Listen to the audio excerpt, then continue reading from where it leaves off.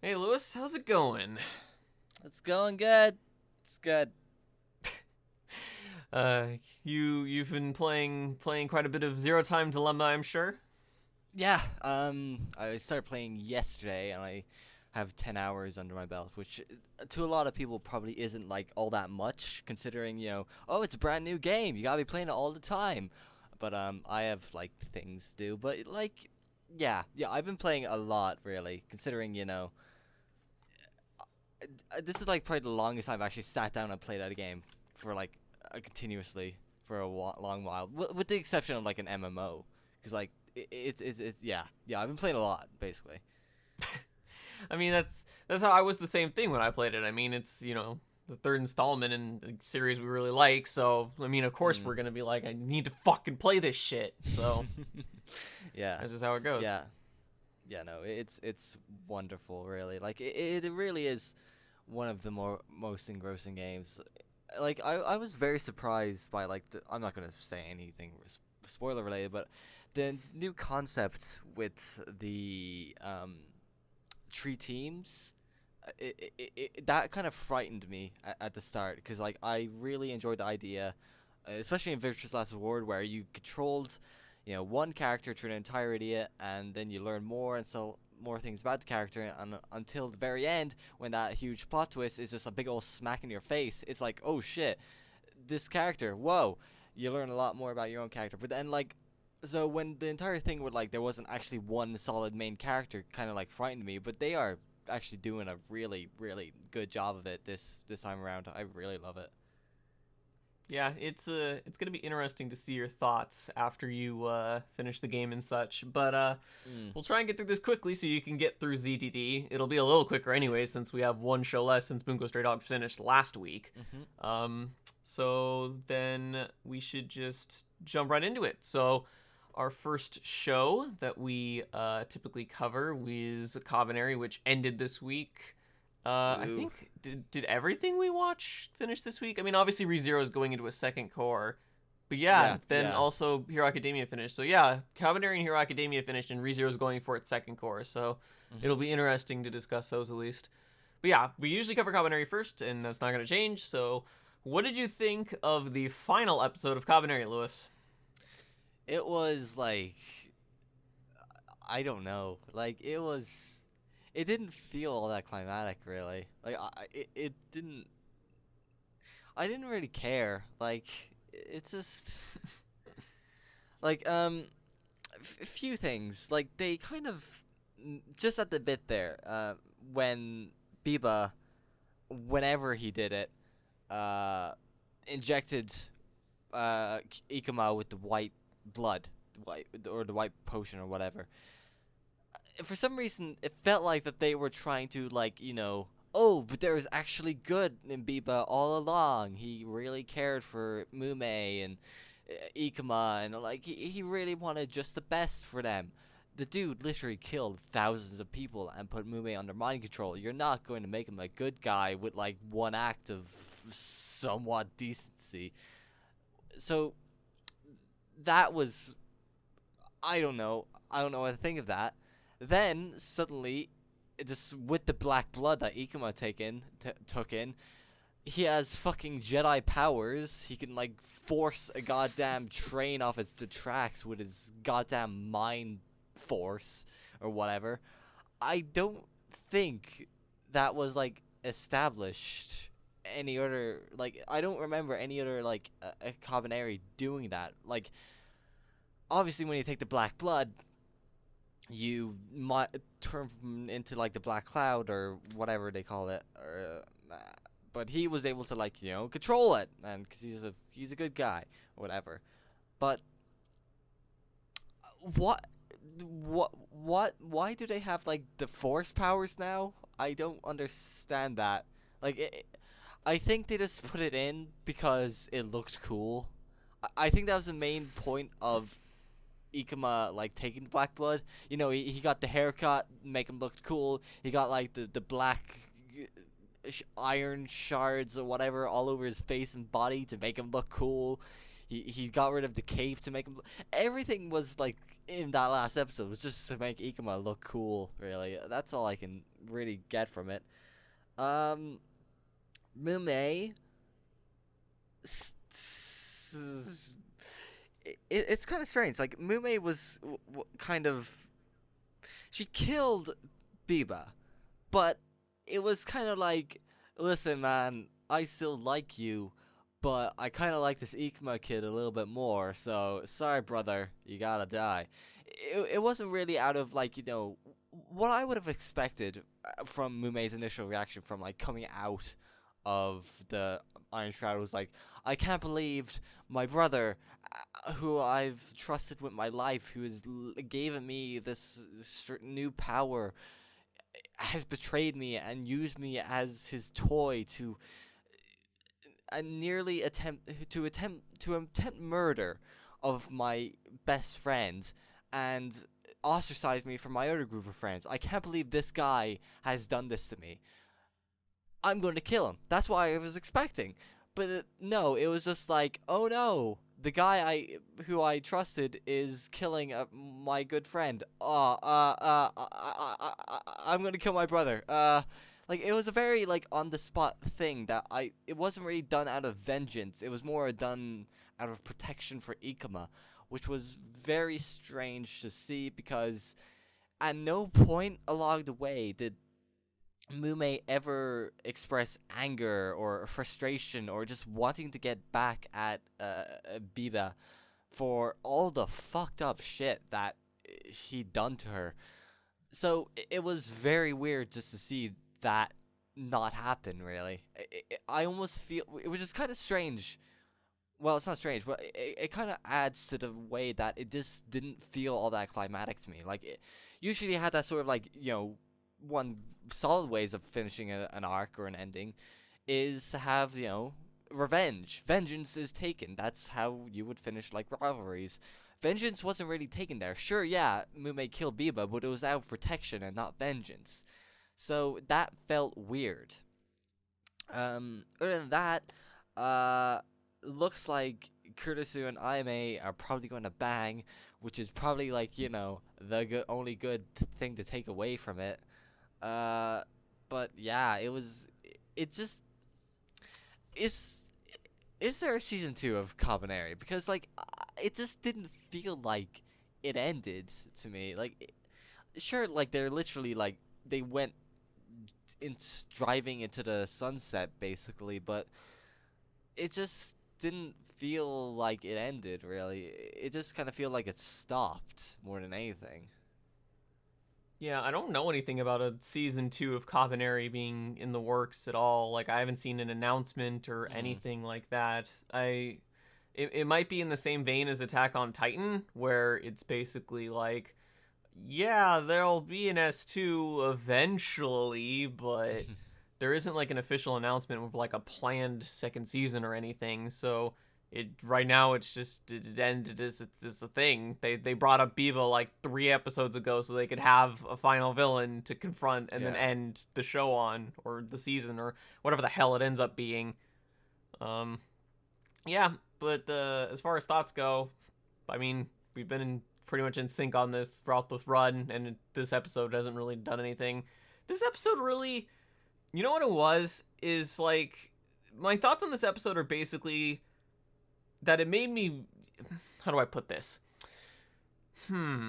This episode made me think, man, I sure wish the rest of the show hadn't been shit. Otherwise, this episode actually could have been kind of decent. Because, like, there was a lot to go on here that could have worked pretty well, except for some of the extraneous weird shit, like the Jedi mind powers. I mean, we had the, like, Dragon Ball Z lasers from the Black Cloud chick a couple episodes ago, but I figured that was just, like, well, I mean, it was dumb when it happened anyways, but it was just kind of like, the Black Cloud shit happening. But now Ikuma can do it when he's not even fully Kabaneri or whatever. I don't know. Yeah. But I mean, there was a lot to like here if it had been like set up properly. Like I will say I liked the beginning because it was just Ikuma and Kurisu kicking ass, and I mentioned way back when that I liked the dynamic between those two. So like that was actually kind of cool. But then like the rest of the episode was just like an exercise in like working off the stupidity that the last like 11 episodes had built up. Like, do you remember the part where Ikuma's like fighting random people and then a bunch of them get on the roof and they're like, they explicitly say, your body may be Kabane, but your head is still human. So they're gonna like snipe his head off until Kurusu saves him. And then he's on the train tracks, and they're gonna run him over with the train, which is like the weirdest plan ever, but sure, whatever. But when they're gonna restrain him, they shoot him a bunch to immobilize him before they grab him, and they don't shoot him in the head. Like, didn't they just establish that they should shoot him in the head and kill him, and then he's on the train tracks and they're like, no, let's just shoot him in the body a bunch and then hold him still so that we can run him over with the train, when they could have just shot him in the face? Like, that was weird. And then the fight with Biba where, like, okay, why did Ikuma go blind? Like, as far as I'm aware of, the Kabane haven't been established as blind. They just kind of really like blood and like eating people. I don't think they've ever been established as being blind before, so Ikuma going blind is just like, the writers were just like, he's got a bunch of power, so there has to be some drawback, so let's make him blind. So I guess he loses his vision, which is weird and not established, but okay. And then so he loses his vision, and then Mume tries to save him somehow in her weird dream state by dropping the stone in the water to tell him where Biba is, even though she has no clue what the fuck's going on in her weird dream state. It's all just like a series of coincidences. But even then, like, she drops the thing in the lake, and Ikuma like instantly knows what it means. He just like turns around and is like knows Biba's behind him, even though the wand is like 20 feet in the distance if he thought that was Biba. So like, why would he just like drill punch right behind him? Like, it's just more exercise in like, what the fuck are these characters thinking? It's one of those things where like, if you don't really think about it, like, all this stuff's happening and the animation is good. Like, I will say that, like, the animation this episode was good. I expected, you know, the budget to have been completely blown by this point, because, you know, it seemed like that's where it was going, but no, they actually saved us some decent animation for this episode. So like, it looked good. But, like, you think about what these characters are doing and why they're doing it, and you're just like, what the fuck are these people thinking? Like, it's all just, like, a bunch of series of, like, people being idiots and coincidences and dumb shit. And I'm still never... I loved it. I mentioned it last episode that Ikuma was told if he used the blood to, like, get superpowers, he would have an explicit time, like, limited amount of time before, like, it would screw him over, the weird scientist dude said. And the opening shot of Ikumo in this episode is him just strolling casually into the town. And it's like, bro, don't you have a time limit or something? Like, you seem like you're just taking your sweet time. And then there's more times in the episode where he just walks around, just chills talking with Kurusu, you know, it's whatever. I mean, but like I said, I like the dynamic between them. I like that Kurusu was going to kill him if he went Kabane. He, like, I liked all that stuff. And I feel like at the end of the episode... which, this is another thing, it's kind of like Erased, where, like, I thought of, like, you know, one change which has, like, a domino effect on the rest of the story that could, like, make it better. And I'm sure you'll agree with me on this, but, like, we could expand on why it would be the case a little bit, is how obvious is it that Ikuma and Mume and probably Biba should not have been in the story at all, and instead, Kurusu should have been the main character? Yes. I'm not even gonna, like, debate that. Like, he's my favorite character. Him and Ayame, I was literally watching the show for them. Like, he's like kind of like, well, here's the thing. He's probably the most, with him and Ayame are probably the most, like, how do I say this?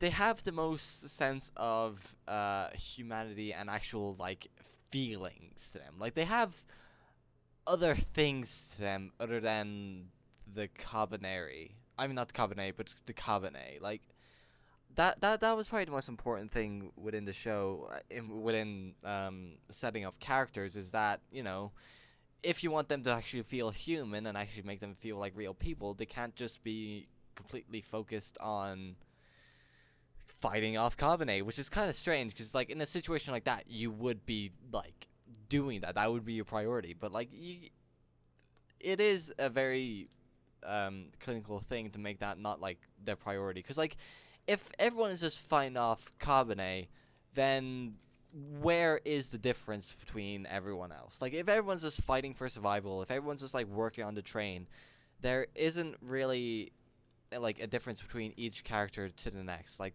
there's no difference. Kurisu and Aime are probably like the only two characters there that actually managed to like have some sort of well, they had definite chemistry, but they had like definite scenes and interactions, not only within their set of like, not only within Kurisu and Aime, but they had like scenes with Ikuma and Mume where like they actually showed like some feelings and made them feel human. So like, if the show revolved around Kurisu and like Aime still had the same importance that she did, it would feel a lot more the fight for survival would feel a lot more triumphant when it actually succeeds. That's what I'm going to get at. Because like, the Kabaneri, at this point, they can do fucking anything. Like, I wouldn't be surprised if they can fly. They practically did. Like, Mume jumped like 100 feet from like that little cart to the actual train. That is some distance, and they threw Ikuma like 100 feet, and like, they didn't like throw him straight. They threw him like they predicted the exact on a moving train, going a very fast mile. They mathematically in their head predicted where it's gonna be. So, and the right amount of force together. They are superhuman. I don't even know how Kurisu managed to do it. He managed to just barely get on, barely, kinda, I guess. So yeah, having the Kabaneri was an obvious choice for the main characters, but it wasn't, in my eyes, a good choice, I feel, because they're superhuman. Like, it's a matter of like having no tension, because like, this episode kind of proved the entire the fault of having the Kabaneri as the main character, because Ikuma did things this episode which wasn't even established. The force powers, him going blind, suddenly being able to know where Biba is. Like, he did so many things this episode that were meant to be like, cool, or making people sit on their seats. But like, none of that was made because there was no limits set. And that was the problem with having like a superhuman protagonist. When you don't even know the limits yourself, there's like no tension at all, really. And that's the main problem I felt with Ikuma. Yeah, I mean, Kurisu being the main character would make it like sort of like another one of those like, typical zombie stories in a way, but at the same time, like has been mentioned, like he's like, they could do so much with his character to like make it work better than what we got, because like there's still room to work there. Like, Kurisu started off as like, just like everyone else, like, always like instantly, kill all signs of any Kabaneri ever, and they could have worked on a way to like have him, get over that mindset and, evolve as a person. And then obviously he has the relationship he has with Ayame where he like balances, his respect and duty to her with like obviously growing feelings for her. Like, Yeah. there's so much they could do with him as the main character that would work so well, as opposed to just having superpowered people with like fucking Lego piece personalities where you just build whatever the fuck you want, whatever fits the best at the time. That it would have worked better as like a more whole coherent story. And everyone says that, the fucking director is like, he needs all this crazy shit so that he can go crazy. But I mean, even with a human character, like, he still could have done it, Yeah. Like, Tetsuraki still could have done all kinds of crazy shit with Kurisu being the main character. They still could have found a way for him to get, a Kabane sword, and he could have gone crazy with that. I mean, he already did decently cool stuff, especially in, like, the final bit where he was fighting with Ikuma. Like, it just, like, it's better than just having the superpower people pull more power out of their ass, or in this case, I guess, injecting into their ass because of the fucking injector or whatever. So it's, it just would have worked better if, Kurisu was the main character, at least I feel. Yeah. It just, otherwise, I don't know. I mean, it's clear we got what we got. It's just it would have been nice if it hadn't sucked. So, Yeah, you know. yeah, it would have been a lot nice if like a lot of shows hadn't sucked. But like, there were a lot of faults that Kabaneri easily gave into. Like the Kabaneri by the end just they didn't seem like anything. They didn't seem like a real threat. They were just like um things that I don't know civilians will get killed by. Main characters, that'd be stupid if they died by him. That'd be weird. Like the actual main foe is the thing that like was basically the thing that humanity must survive against turned into just basically cannon fodder. Like they were just nothing. Like they had to make super Cabernet to make them seem a legitimate threat. And even then, those super Cabernet were done by the end of the episode. Really, they didn't really give any casualties to the main cast. That made them seem like a real threat. Like the only like cast member that died this tried this series was Tamaki, and that was because of Biba. Now, obviously that could be like, oh, humanity is the real threat here, but like when you got people like Biba, who are it's just basically like he has his own agenda with the Kabaneri and whatever and whatnot.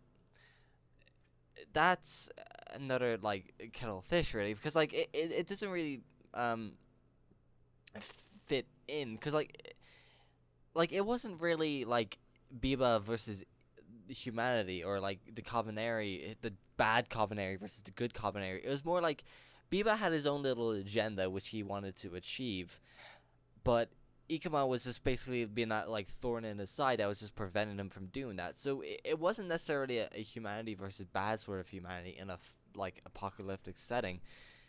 It didn't really. So in the end, there wasn't really any real opponent, and the opponent established, Biba, like he was just kind of thrown in, and he didn't really. He always felt like he was missing something. Like there wasn't enough explained about him that kind of made me kind of go, yeah, he's a legitimate villain. And he's a tough son of a bitch. Like he's tough. It's shown. Like he's a very highly trained warrior. But like there was always that little bit extra bit of info that was always lacking from him that I feel like would have totally legitimized his character. Other than that, like, you know, the show didn't really give a shit about characterizing their characters. Like, a lot of the crew on board were just crewmen. They were just hands for the train to actually operate it. Like, you know, the most memorable thing about like the pink-haired girl that drove the train is like somehow when she takes her, she's just seen a tank top and like her muscles come on when like she's like pulling things. I don't know.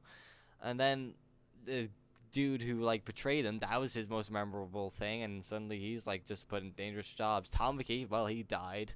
Like there's this like very like non actual personality traits that you remember these characters by, and that's a pretty bad thing. Like, you know, I'd be able to describe Kursu and Ayame pretty easily by, you know, their characters. But when it comes to people like the supporting cast on the train, there's nothing really to them, which, you know, when you compare it to like the likes of Academia, I can like easily describe all the heroes and like what they're like easily. But when it's like Kabaneri, it's just like one line sentence of, oh yeah, the fat dude that died, the blonde guy that betrayed them all and went on dangerous things to sort out the train, the dude who spoke English randomly. Like, they're not very defined characters, which made the entire show a lot weaker. Like, you can have the most smartly written main character, the most who has like these larger than life motives and is just beautifully written and done. But if the supporting cast is absolute garbage and are just like one line descriptions, then the overall show is going to fall as a result of there. And that was probably another reason why Kabaneri was just it just didn't have that extra leg to stand upon. That leg of the supporting cast just wasn't there. Which was probably its downfall. Well, wasn't the downfall of Kabaneri. There are plenty of things where what made Kabaneri so bad, well, but it was certainly an aiding thing in that matter, anyways. Mm. I think Kabaneri should be like the final example of why Tetsuo Araki should just never direct anything original. Like after this and Guilty Crown, I think it's pretty clear that letting him do what he wants is a fucking awful idea. I mean, I'm Yeah. assuming that the reason it turned out the way it does is because they give him so much control. Like after Death Note, they probably just like, yeah, Rocky, just do whatever the fuck you want. You know what you're doing. And then this shit happens. It's like every original work he's done so far has been complete trash. Well, okay. Yeah. Complete trash is maybe a slight exaggeration. Guilty Crown was complete trash, but Kabaneri wasn't complete trash. Like there was the bare bones of a good show in this. It just wasn't used properly. But like I guess Titan wasn't the best show, but I think it's pretty clear that Araki works best when he works with material that's written by someone who actually knows how to write, and then he doesn't screw with it at all. Except for like little tiny bits here and there. Like Death Note had that one anime original episode which was actually really good. Like it actually, which was weird because it wasn't bombastic at all. Like it was, well, I guess I don't think the whole episode was original, but like the beginning half of the episode was. And it was just like Light and Elle just talking to each other about stuff. And there was like this huge ominous like atmosphere the whole episode. And it was like, it was cool, but like I guess ever since then Araki just likes bombastic weird shit. So I don't know. I think he just, like I said, just no. Next time an original work is attached to Tetsuo Araki, I think everyone's expectations should be put in check per se. I mean, he could still turn out a good one. It's just like after it's fool me once, shame on you. Fool me twice, shame on me. It's already been 2 at this point. Now it's like the third one. If you get excited for that too, it's like, come on, man. What were you expecting? But I don't know. We'll see if he gets another original work he gets to make. So yeah, I feel like it's just gonna be like, though. I suppose next thing he'll be directing will be Attack on Titan season 2, wouldn't it? probably. If that's coming along. I don't know if he'll have anything else in the downtime. Maybe, I don't know. Yeah, I don't know. But I think we've thoroughly exhausted Kabaneri. So we should move on to the next show, which is Hero Academia, which also finished airing this week. So what did you think of this episode of Hero Academia, Lewis? Very good. Like it was a good it was a good conclusion to it all. It managed to like wrap up. It was a good conclusion for how would I word this? It was a good fitting end for like each character in the show. Like each character had their little moment. Well, not yeah, I'd say a lot of characters within the show had their own little moments within it, which kind of like not necessarily concluded them, but it was just kind of like it was a nice stopping point for each of their like characters for season 2. Like when it was simply just like, even with Deku, who was just like, he wanted to really like help out All Might when he went in and rushing in and broke his legs, and he was just like, he was down on the ground. I was like, I couldn't do anything. I was useless. But then All Might was like, no, man, you really helped out. Those few seconds. If you weren't there to like fill them, I would have been dead. So like that was a nice little ending for both All Might and Deku, where it was kind of a nice like turnaround from like episode 1 maybe, where like All Might was the one saving Deku, and now Deku's the one saving All Might. Even if it wasn't as heroic as All Might's feat in episode 1, it was still like, it was a matter of fact, like Deku did save All Might's life, which was a nice concluding point to like finish on with Deku. What else? Everything with the villains as well was nicely done. Like they were still shown to be a very valuable and like big threat to the rest of the cast, while still like running away and like accepting defeat. Like that's a pretty like pretty big feat to achieve. Really, it's hard to do really because like whenever a character enemies run away, it's always seemed cowardly. But yet this was just kind of like, listen guys, we're going to get our ass handed to us. We better just like head home and like regroup and engage whenever possible. Um, Obviously they went for the classic like, oh well, we gotta just, that was even our most best team. We will have our super best team come at them in season 2. Like they did pull that card, but it was still kind of like effective enough, and it wasn't that big of a point where it was kind of like, oh god, of course, but it was still like fine, I guess. I have no complaints there, but um even with this, also with the supporting characters, they had their little I guess moments afterwards, like while still fighting off enemies, like the electric dude and the 2 other girls who I forget the name of, like they had their moments within the show. Um, and also Naval Guy's moment was like, I was fully expecting him literally to be on the bus, but his entire thing was, I could not see that how they could do that any better. It was literally him just demanding attention from anyone, and it was just like one person, like it was the frog girl who just like was like, yeah, okay, where are you from? It's a secret. Like it was the most perfect thing, and it was like the most in-kept character thing I've seen of him, and it was beautiful. Really, I admire him so much. Um, what else? Yeah, it was a good ending to fit on. It was a nice conclusion to an arc with it still felt like there was a lot of progress made as well. Like Deku showed signs of like overcoming his, like, well, not overcoming, but just kind of like getting to grips and becoming a good vessel, I think was the word I used, for containing All Might's power.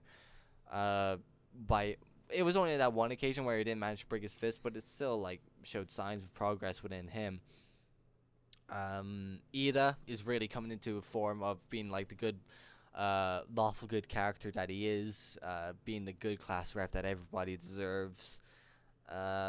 Like there was a lot of progress made when these characters, and it was a good concluding point for all of them. And it was really, it was just a really well done, conclusive episode to actually lead into season 2. Like, it was a nice finale to an arc, but you know that there's more to come, which was, it was perfect, really. There wasn't really any complaints, really, like, on how they actually finished it. Like, it was a really well done season finale. Yeah. Yeah, I think that whole secret thing from Naylor's guy is basically soft confirmation that he was on the bus the whole time. Just saying. Yeah. Yeah, you hit the nail on the head. Like this episode, and honestly the little arc in general with the villains in the training grounds has like given each character like their moment to shine, like even if it was brief, to like really help solidify like who they are and what they can do, and like starting to come into their own as like heroes, which was like a nice thing to end this first season on for whenever we get the second season, whether we have to wait a season or if it's like maybe a year, maybe they have to take the whole year to make the second season, who knows. I mean, we know it's coming, it's just a matter of when.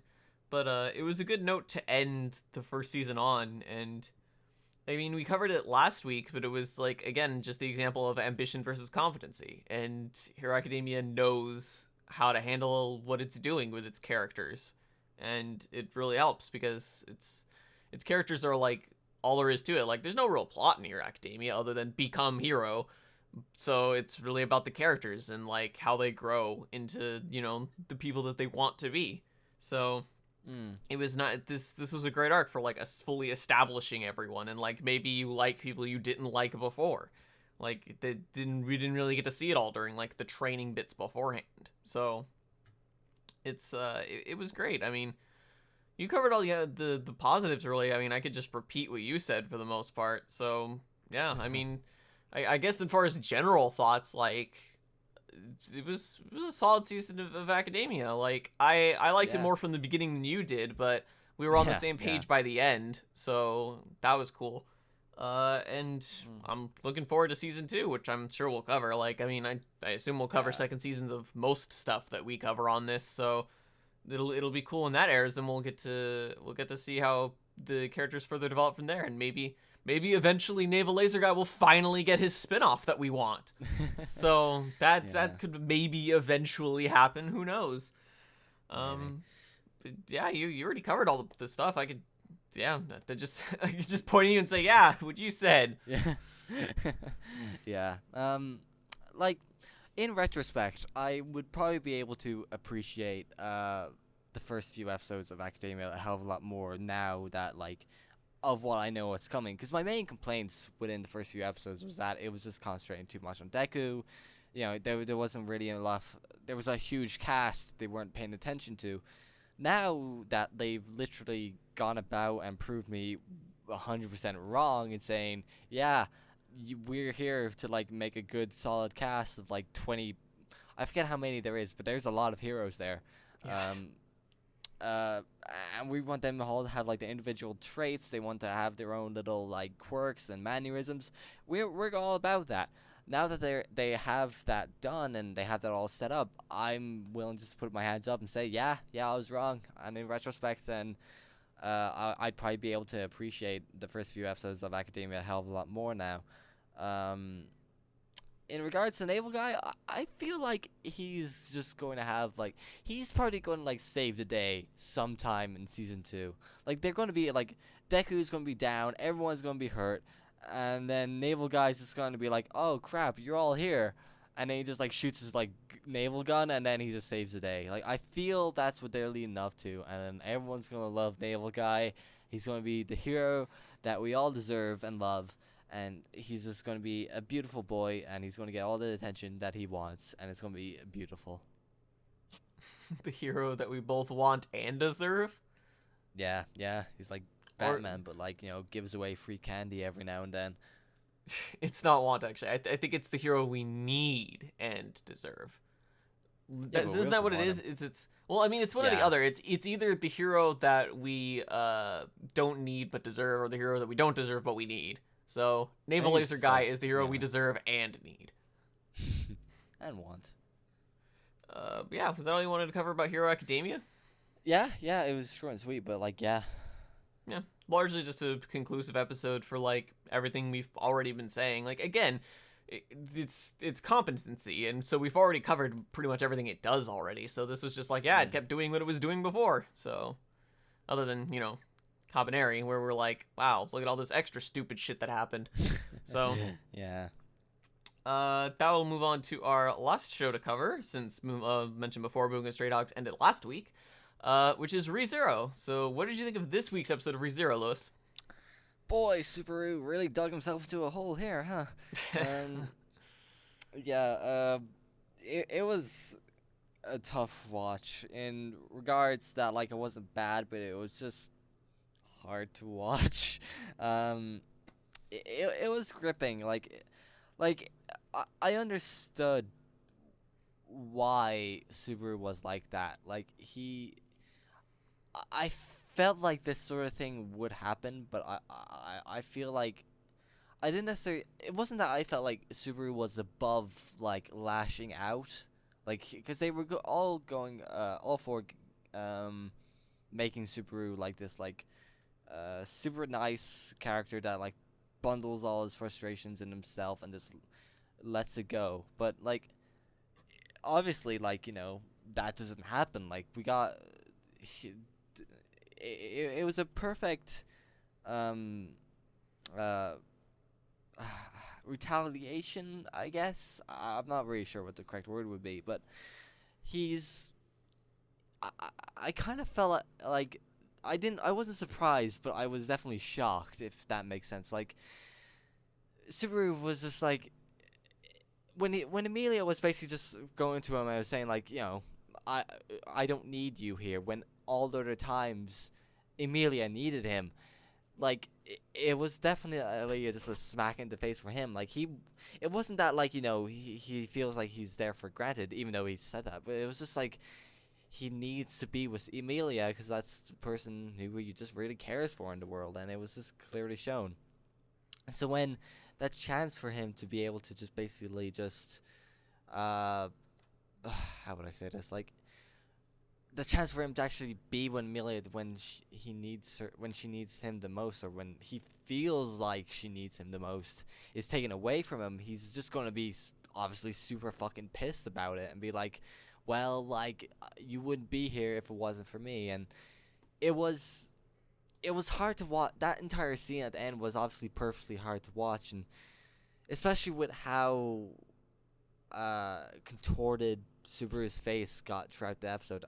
I feel like that was obviously a done thing throughout its entirety, with how, like, ugly, how, for lack of a better word, but like how ugly he got throughout the entire like episode, with how his like face contorted and how beaten up he got and how like desperate he got just for like Emilia's attention and affection, I guess. Like it was a tough episode to watch, but it was definitely like I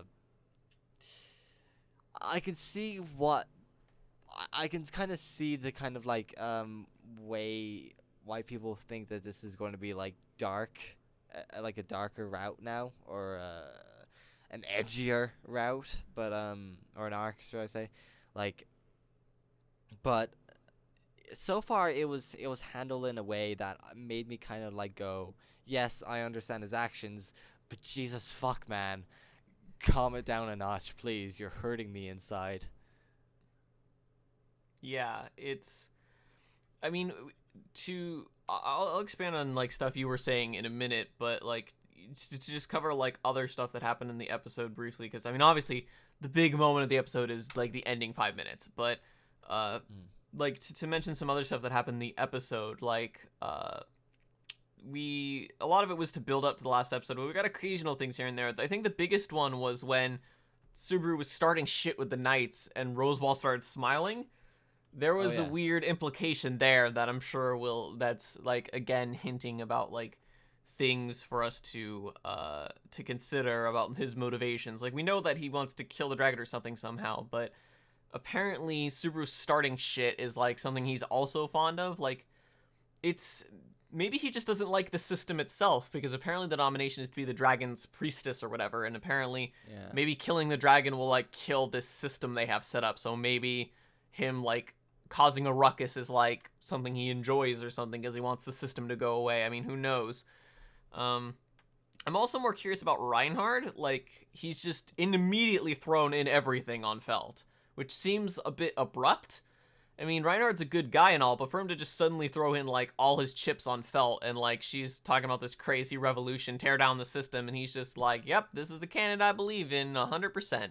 I'm down with her, everything, is interesting. I think there's more we can learn about Reinhard and his motivations as we go on. We don't know too much about the other candidates yet, but I assume that's because eventually we're going to get to a point where we loop. I think the biggest plot twist this arc could pull is that there is no looping. Like, this is literally just the selection process. And it's just Subaru, like, learning to not be a fucking dickhead. So, like, there's an interesting angle they could go at it from there. But yeah, we don't know too much about them yet. I assume that'll happen later since, from what we know, from what people have said, like, the rest of the show is going to be this arc. So, obviously, we're going to learn some stuff. I think that was about it for the earlier bits, though. Actually, no, there was one thing I wanted to mention. It's a negative I had. It's not a huge negative. It's just, like, a minor thing that bugged me. Was, even since the last episode, there was constant mention that, like, Subaru should rest, and, like, his magic gate or whatever got fucked. But it hasn't shown it all. Like, he seems fine. He's walking around. He used Shamak during the fight and then passed out. But not because he used it. It's because he got the shit beaten out of him. So, I'm curious what, like, his whole magic gate being drained thing is, like, actually did. Like, it didn't show it at all, really. Well, I mean, like I said, it's not a huge deal or anything. It's just something that kind of bugged me. That Emilia was... For Emilia to harp on it so much and then for it to, like, not be shown at all was weird. It kind of Yeah. felt like it would have helped a bit to show that, because then it would have further led, credence to like Amelia saying, stop doing things, don't use your magic, stop that.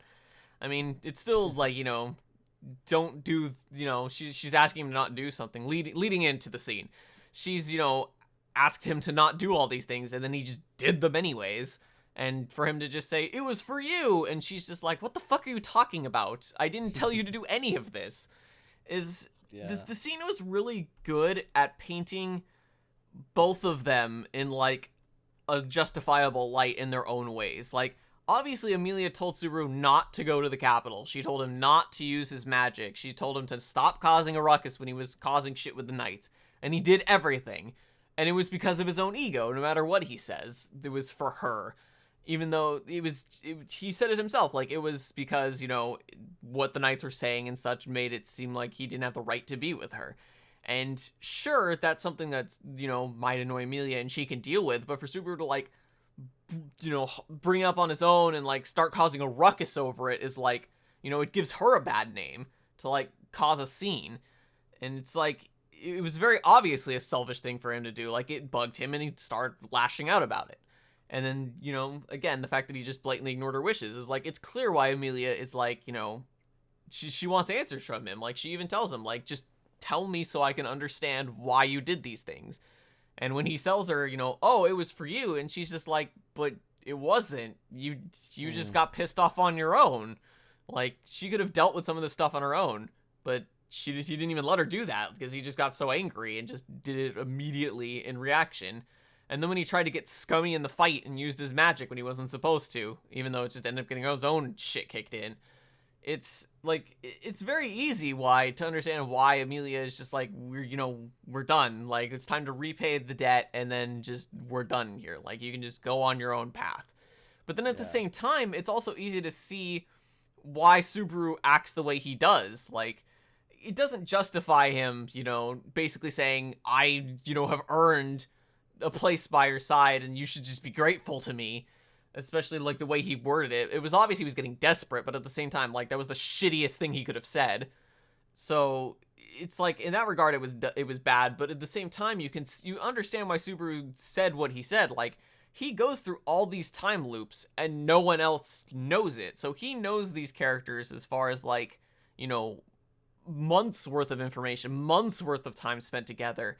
And everyone else, it's been, like, a couple days, a week. So when he tells, them, he's doing all this for them and he knows what's best for them and, they did all these things for him and he did all this stuff, to help them out, like, they don't get it. And he can't tell them because of his curse, like, not being able to tell them what's going on. So it's like a good balance of, like, yes, everything Subaru did and especially what he said was shitty, but you get where he's coming from. But then at the same time, like, Amelia's not in the wrong either for, like, being fed up with him after all the shit he pulled. Like, she gave him so many chances this episode. Like, even after he showed up to the mansion, she was just like, why are you here? She didn't immediately get, like, pissy and, like, banish him or whatever. She was just like, why did you come here against my wishes or whatever? And then, like, when Rose Walton stuff is like, oh, he can be here. Amelia's like, all right, fine, we'll just stay there then. And then he causes a ruckus with the knights and she, throws him out and it's just like, wait for me out here. And then he causes, the fight anyways. Like, it's so easy to, like, see, the both sides of, like, the argument here. And the way it played out was probably the best it could have gone, to the point that, like you said, it was hard to watch, but it was intentionally hard to watch. Like, this is, like, Subaru is, like, it's another kind of breaking point for Subaru. And it'll be interesting to see how he handles all of this going onward.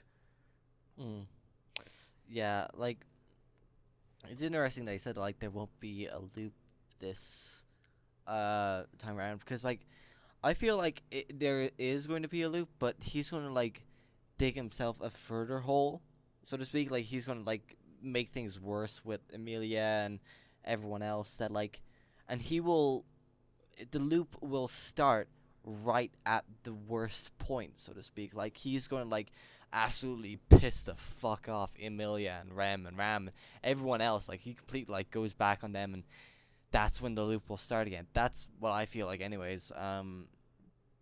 other than that, yeah, like pretty much got everything there. Like it was a very Melia and Subaru were very justified in how they were going about their things, but it was kind of hard to watch like that neutral viewer because like you've seen how like hard you know both characters have gone through things. Like obviously Subaru's died many times over, so that's had like a lasting effect on him.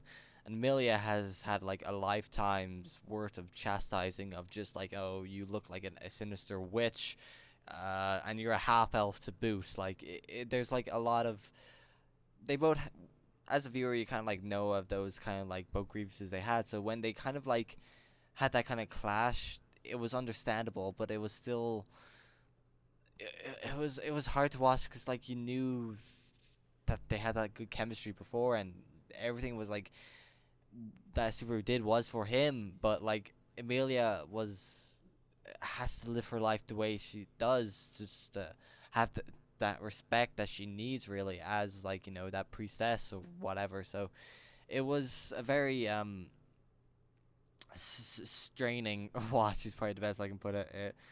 It'll probably get worse because like this was probably the beginning of something which is going to probably continue for a while now. I feel it's probably going to like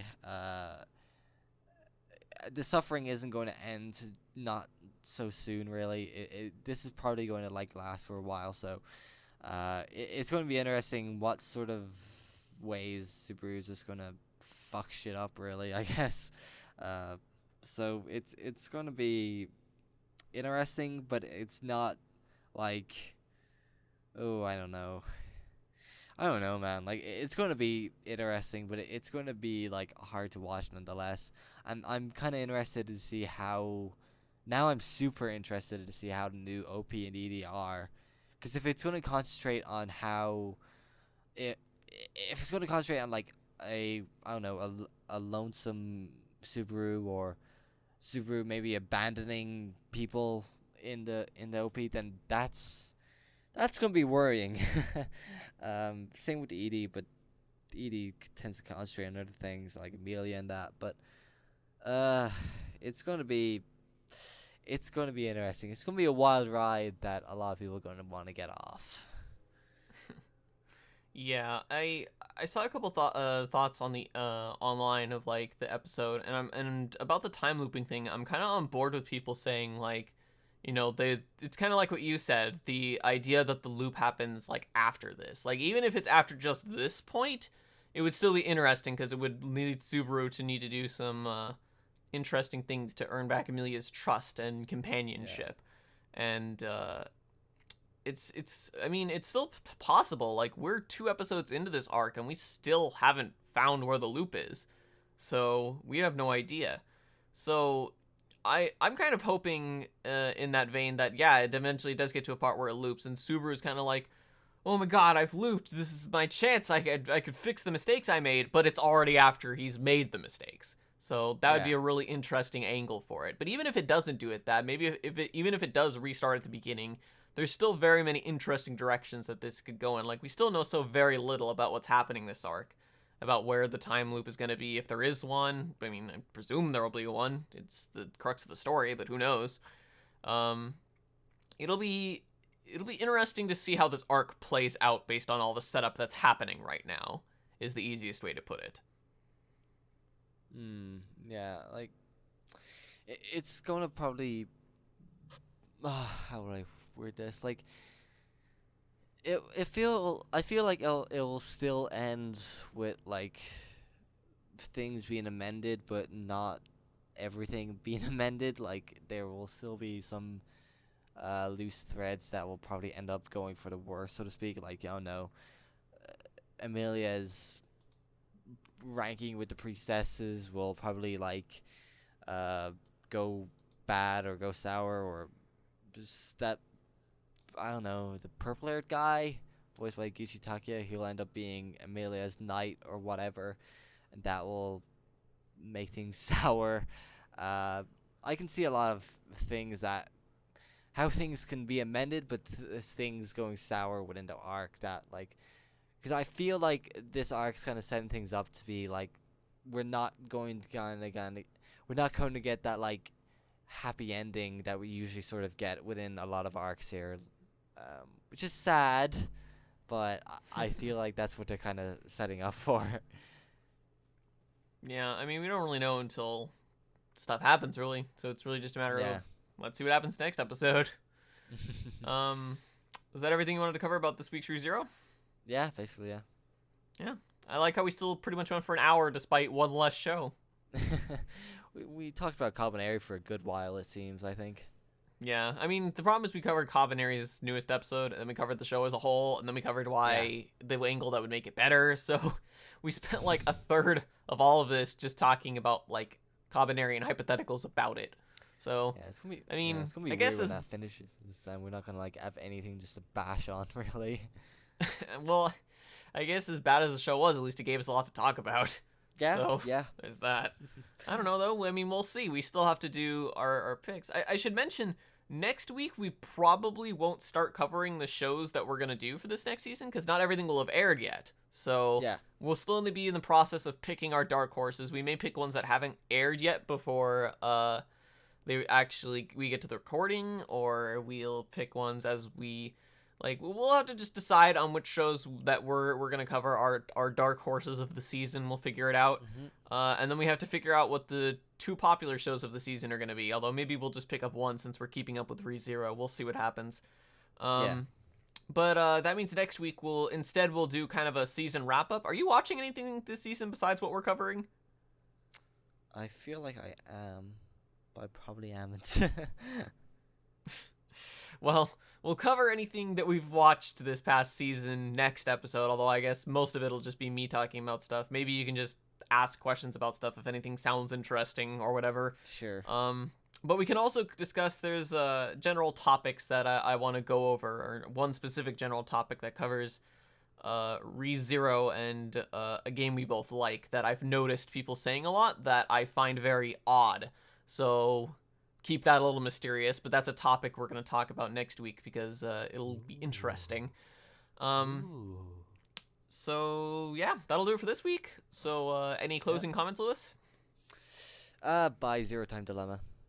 Yeah, by Zero Time Dilemma. It's out on Steam. I was gonna get a video out on time for the Steam release, but things happened, so I couldn't. And maybe I'll start working on it today because I finally stopped feeling like shit. Like I felt like shit this whole last week, except like when Zero Time Dilemma came out, I felt good again for like those 2 days that I played it, and then I immediately started feeling like shit again. So I'm finally feeling Yeah, okay again. So definitely. hopefully I can like start focusing on things now. Because when I feel like shit, it's hard for me to focus when I work on stuff. Like I'm just like I can't write. I can't do this right now. So it gets hard. Yeah. But so hopefully I can get that out. It'll be a video game video. Ooh.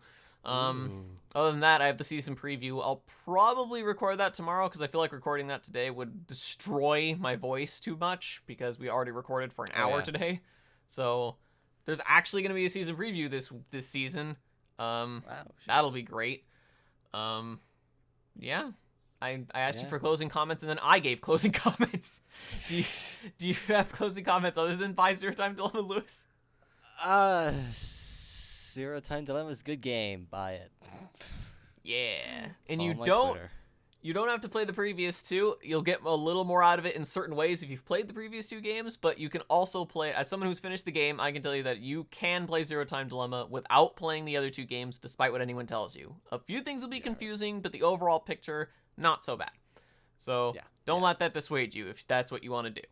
So that'll do it for this week, and I guess we'll see you all next week for our bit of a special edition of this. So see you guys next week. Bye bye bye bye bye bye. Bye.